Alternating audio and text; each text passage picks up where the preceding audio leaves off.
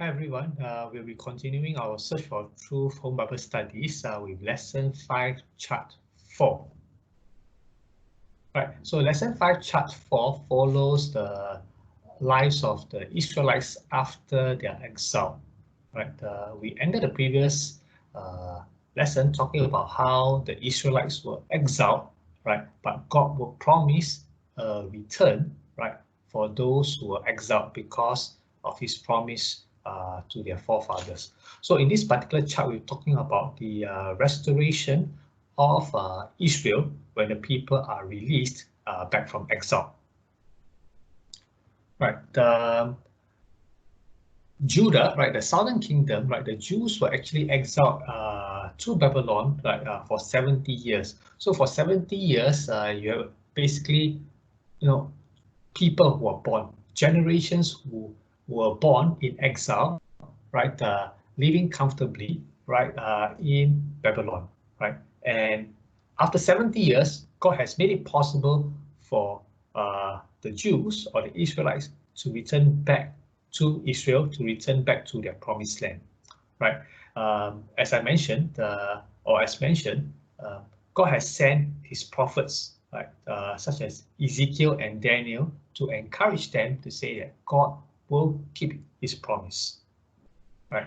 And the Persian king was the one. In fact, the Persian Empire is the empire that succeeded the Babylonian Empire, right? And the Persian king, right? This is what King Cyrus says. Let me just read from the verse there. The Lord, the God of heaven, has given me all the kingdoms of the earth. He has appointed me to build him a temple at Jerusalem, which is in Judah. Any of you who are his people may go there for this task, and may the Lord your God be with you. So God has actually instructed, or God has commanded a king who is not from his people, a king who is basically a non-believer, to say that they are to let, he is to let the Israelites go back if they want to leave Persia, to leave Babylon, to go back to build God's house, to build God's temple. And after 70 years, the Israelites, those who went back, right, had to rebuild their lives back in Judah. Now, this rebuilding is not easy because we're talking about a nation and a city that was destroyed.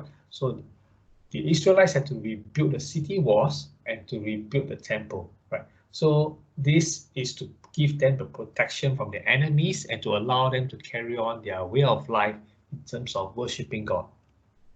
Right. This rebuilding was not without challenges, right? Because they faced resistance from their enemies, people who do not want to see the nation of Israel come together again, right? So they were basically living with threats from the enemy that will threaten to destroy them, will threaten to invade them, right? So during this period, while they were trying their best to rebuild the city walls and the temple, God has sent people to strengthen the Israelites. God has sent the prophet Ezra to teach the people His word again, right? And God sent Nehemiah, right, someone who was with the Persian king, right, someone who had leadership skills to lead the people to rebuild the city walls, right? And throughout this period of rebuilding, God continued to send prophets to encourage His people. Now, the Bible also tells us that while people were trying to rebuild their lives back in Israel, many of them got preoccupied with their own livelihood rather than rebuilding what God commanded them to do, which is the city walls and the temple, the place of worship. Right. So people became more concerned with their own things rather than the things of God. Right.